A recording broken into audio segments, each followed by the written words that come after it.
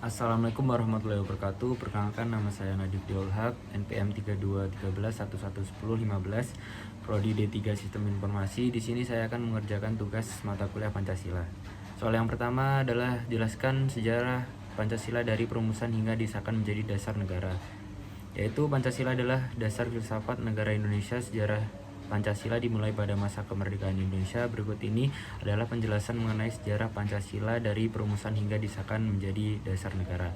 Yang pertama, perumusan Pancasila. Perumusan Pancasila dimulai pada tanggal 1 Juni 1945 saat rapat Badan Penyelidikan Usaha Persiapan Kemerdekaan Indonesia, yaitu BPUPKI. Dihadiri oleh para tokoh nasional Indonesia. Dalam rapat tersebut, I.R. Soekarno menyampaikan pidatonya yang terkenal sebagai Pancasila sebagai dasar negara. Pidato tersebut kemudian dianggap sebagai perumusan awal Pancasila. Setelah itu dilakukan serangkaian diskusi dan konsultasi oleh para tokoh nasional Indonesia yang memperjelas konsep Pancasila. Akhirnya pada tanggal 22 Juni 1945 disepakati rumusan Pancasila yang terdiri dari 5 prinsip.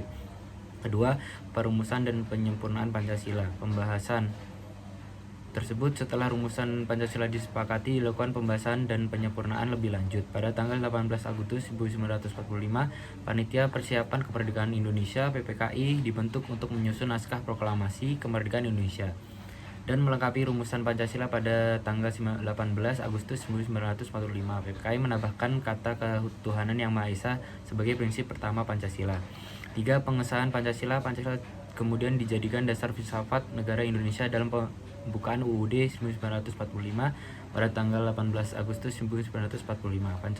Pancasila juga diakui sebagai dasar negara oleh berbagai fraksi politik pada masa itu pada tanggal 18 Agustus 1945.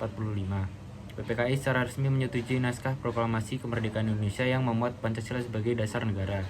4. Perkembangan Pancasila. Pancasila terus berkembang seiring dengan perkembangan sejarah Indonesia. Beberapa perubahan dilakukan pada formulasi dan pemahaman prinsip-prinsip Pancasila, namun tetap pada inti yang sama, yaitu ketuhanan yang Maha Esa, kemanusiaan yang adil dan beradab, persatuan Indonesia, kerajaan yang dipimpin oleh kehimpunan kebijaksanaan dalam permusyawaratan dan perwakilan, dan keadilan sosial bagi seluruh rakyat Indonesia. Sekarang Pancasila masih dijadikan dasar filsafat negara Indonesia dan menjadi pandangan hidup bangsa Indonesia.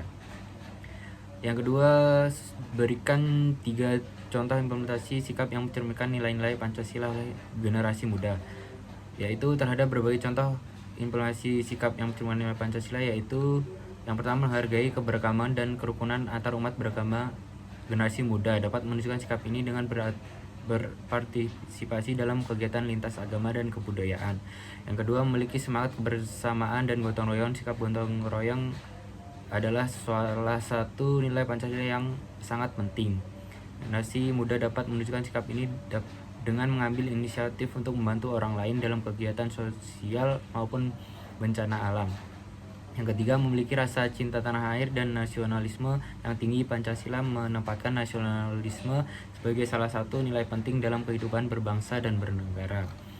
Soal yang ketiga, Pancasila merupakan sumber dari segala sumber hukum. Apa maksud dan bukti nyatanya? Yaitu Pancasila merupakan dasar negara Indonesia dan diakui sebagai sumber dari segala sumber hukum. Hal ini tercantum dalam pembukaan UUD 1945, di mana Pancasila disebut sebagai dasar negara yang harus dipegang oleh teguh seluruh rakyat Indonesia. Maksud dari pengakuan Pancasila sebagai sumber dari segala hukum adalah bahwa setiap aturan dan peraturan yang dikeluarkan harusnya selaras dengan nilai-nilai yang terkandung dalam Pancasila. Bukti nyatanya dari pengakuan Pancasila sebagai sumber dari segala sumber hukum adalah adanya ketentuan-ketentuan dalam perundang-undangan di Indonesia yang memuat nilai-nilai yang terkadang dalam Pancasila. Contohnya, dalam UUD 1945 terdapat ketentuan-ketentuan yang menjunjung tinggi nilai-nilai ketuhanan yang Maha Esa, kemanusiaan yang adil dan beradab, persatuan Indonesia, kerajaan yang dipimpin oleh hikmat kebijaksanaan dalam permusyawaratan atau perwakilan, dan keadilan sosial bagi seluruh rakyat Indonesia. Selain itu, pengakuan Pancasila sebagai sumber dari segala sumber hukum juga terlihat dalam proses pembuatan peraturan-peraturan Indonesia. Setiap peraturan yang dibuat harus melewati proses konsultasi dan harmonisasi dengan nilai-nilai Pancasila. Hal ini bertujuan untuk memastikan bahwa setiap peraturan yang dikeluarkan tidak bertentangan dengan nilai-nilai yang terkandung dalam Pancasila. Secara keseluruhan, pengakuan Pancasila sebagai sumber dari segala sumber hukum merupakan landasan utama dalam sistem hukum Indonesia. Soal yang keempat, bagaimana cara mengatasi berbagai tantangan pelanggaran atau tidak dilaksanakannya Pancasila sebagai ideologi? Jelaskan 3 bukti nyatanya.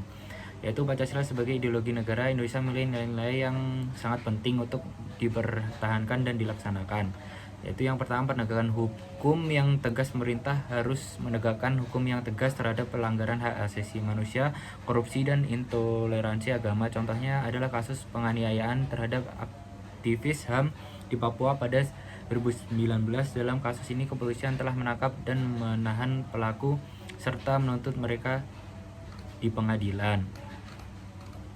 Dengan melakukan tindakan ini diharapkan bahwa tantangan dalam pelaksanaan Pancasila sebagai ideologi dapat diminimalisir dan nilai-nilai Pancasila dapat ditegakkan dengan baik di Indonesia. Sekian, terima kasih. Wassalamualaikum warahmatullahi wabarakatuh.